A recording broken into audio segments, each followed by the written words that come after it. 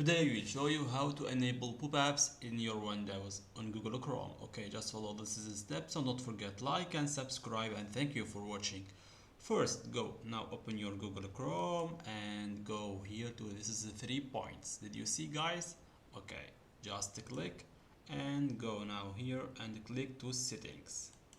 Okay, after this just go to privacy and security and put it down here and click to site settings. Okay, just click and go now to put it down to scroll down. You will be seeing how pop-ups and redirects. Okay, just click and he will be see. Don't follow the site to send pop-ups or use redirects, or here you can use the pops up and they can send to pops up and use the redirects. Okay, guys, just you can use this. And finally, now for enable pops ups and redirects for all site webs. Okay, guys, just don't forget like and subscribe, and thank you for watching.